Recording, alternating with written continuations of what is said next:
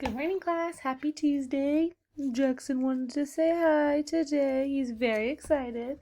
Say hi, guys. Hi. All right, guys. Today we'll be continuing to read about Earth's weather and climate. We're going to read our first part of our reading, which is our bridge text. So we're going to look at some pictures and get some details before we read with more details. So first we're going to go over our vocabulary words. Hopefully you guys have been practicing these with mom and dad. So let's go up here to our first vocab word and say it after me. Atmosphere. Remember, atmosphere is a layer of gas that surrounds Earth. So it protects us from rays, it protects us from different things coming from space, and it keeps Earth safe. So that is the atmosphere.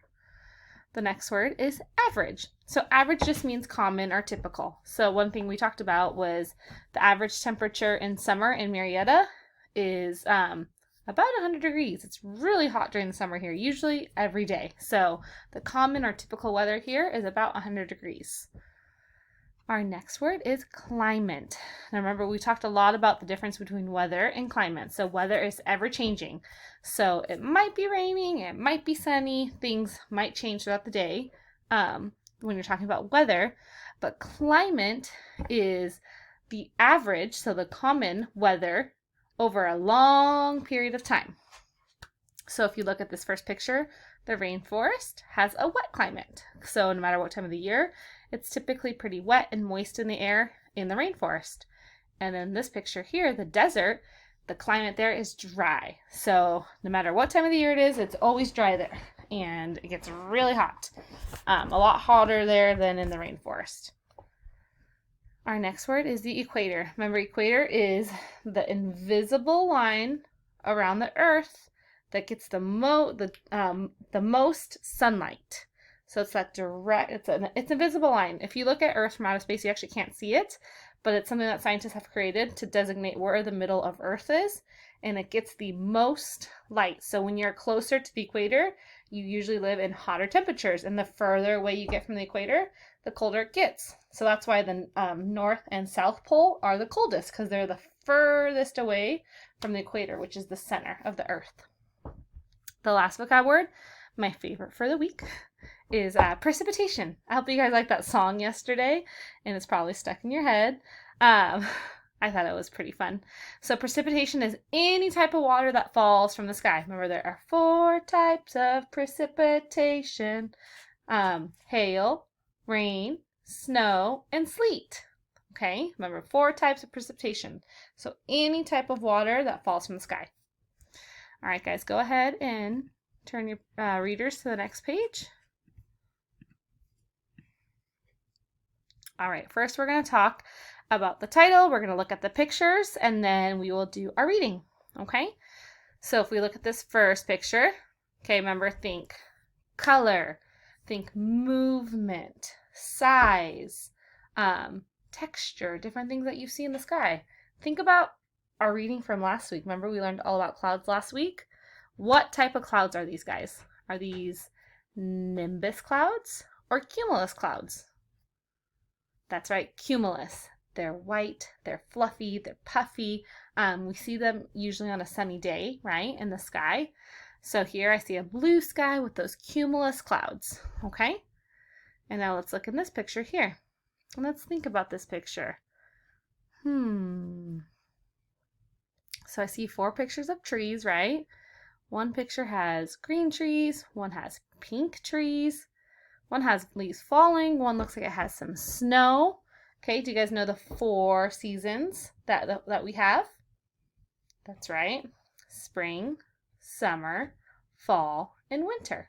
So if you look at these pictures, I think it's a picture of each of those seasons, right?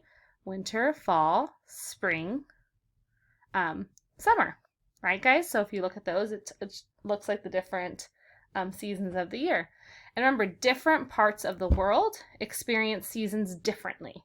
So there are certain parts of the world that get very, very, very cold winters, warm springs, hot summers, a cool fall. And there's places like where we live where sometimes we get a cold winter, sometimes we get a lot of rain.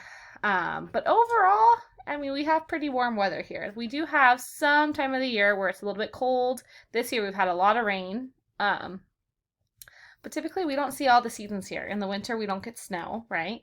In the fall the leaves do change, but more so in other parts of the world. All right, and let's look at the picture number 3. Okay, think about what we see, right? Numbers, colors, forest maybe. So I see a tree, I see some green leaves behind it, then I see this that tells us the temperature, right? And the temperature here says it's 80 degrees Fahrenheit. So we'll be reading about temperature somewhere. Let's look at this picture. Now look at this. What does this look like right here? Right? It's a tape measure, right? To measure the size or the length of things. And looks like they're measuring snow. So they're measuring how much snowfall there is in this picture or wherever this picture is being taken. Okay, picture 5. Remember from our vocab yesterday, the same graph was shown in the average. So this is looking at different months of the year and then the amount of precipitation, okay, and the temperature. So how much precipitation is happening in each month. So how much water is falling from the sky, whether it be rain, snow, sleet, or hail, how much is falling from the sky in these different months. Picture 6, ooh, this is gonna start to get interesting, right? What are some things that you guys see here, right? I see green, yellow, black, a little bit of pink, brown. It's a cute little monkey. It looks like a little monkey climbing across a tree. Possibly maybe in the rainforest, I don't know. And then we see here picture 7, a nice big picture, right? So we see a picture of the whole globe here, the whole world, all of Earth, and different animals that live in different parts of the world. So look, this monkey here lives in South America. This polar bear, where do you think this polar bear lives? That's right, all the way at the top, all the way up at the North Pole, right? Then we have some deer here living up towards the top of towards the North Pole too. And look at these cool camels, right? Camels live in the desert. So it looks like they live in some part of Africa here. All right, my friends, we're going to go ahead and go through and read each panel. I want you guys to make sure you guys are following along, highlight your vocabulary words, and then at the end of our reading, we're going to be talking about the question, why do we gather information about the weather? Okay, so why? Why does it matter what the weather is like? Why do scientists follow the weather in different areas? Okay, guys, so our title is Earth's Weather and Climate. Okay, point to picture 1. The weather can change from minute to minute. The weather describes the atmosphere at a place and time. Okay, so the weather describes the atmosphere at a place and time. So it describes exactly what's happening in some part of the atmosphere. Picture 2. The climate describes the average weather over many years. The climate describes the seasons. Okay, so climate describes the seasons. So what kind of climate do we see in winter? Typically cold, rainy, snow, lots of precipitation, right? And what about the spring when all the flowers are growing? We also see lots of precipitation. During the summertime, it seems to be a little bit more dry with less rain. And then during fall, it seems to be a little bit more windy and possibly like less precipitation. It doesn't rain that much in fall. Okay, picture 3. We can measure temperature. We can measure how hot or cold a place is, right? So you guys have seen this before. It measures the temperature. It tells us how hot or cold a place is. We talked about the average temperature in Marietta in the summer is about 100 degrees, which is pretty hot. And if you go down all the way here, look, below 0, like -20, -40, -60, that's freezing. So that doesn't happen here in Marietta. That happens in other parts of the, even the United States, where it gets really cold and it snows. So remember, we can measure temperature, right? Picture 4, we can measure precipitation. We can measure how much rain or snow falls from the sky, right? We can measure, we can see how much snow is fallen, we can see how much rain has fallen, and we can measure that and talk about that. Picture 5, we can use this information, we can use it to see patterns, right? So we see a pattern here. Where do we see the most rain, right? March, April, and May, during spring. When do we see the least amount of rain? During those summer months, right? June, July, August, September, and look, it starts to go a little bit up in the fall and then peaks up a little bit more in the winter. right? Picture 6. The places near the equator are warmer. The places near water get more rain. We can use this information. We can use it to label Earth's climate zones. We can use it to predict the average weather. Okay, so the reason that scientists gather all this information, how hot is it, how much precipitation is there, is to tell us to be able to predict weather. So based on weather patterns, what will the weather be? And this is important. We're talking about climate changes and different habitats for different animals. There are different reasons why these animals live in different parts of the world, and it's important that those climates remain the same in those parts of the world. Okay, so this is why we gather information, because it's good to know this information to be able to predict the type of weather that will happen in a certain climate.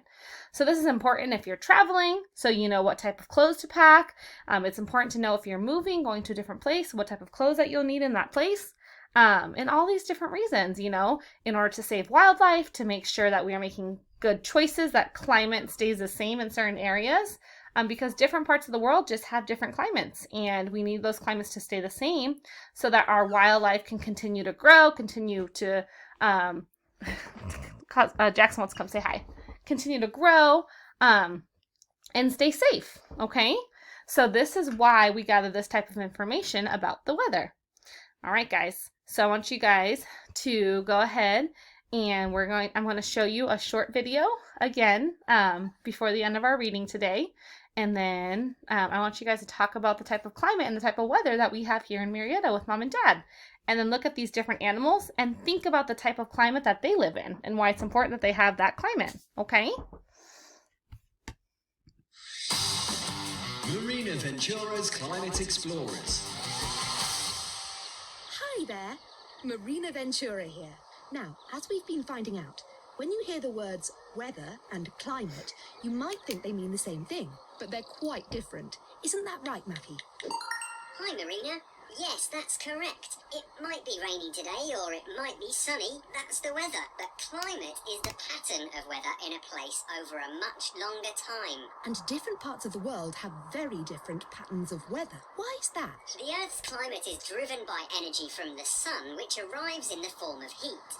Half of this energy travels through our atmosphere and reaches the Earth's surface. The other half is either absorbed by the atmosphere or reflected back into space. Because the Earth is a sphere, the sun's rays reach the Earth's surface in polar regions at a much more slanted angle than at the equator. So, straight away, we know that the poles are colder than the equator. Now, when... All right, guys. I will see you guys tomorrow for our reading, okay? Have a great day. And make sure that you're making good choices at home. Bye, friends.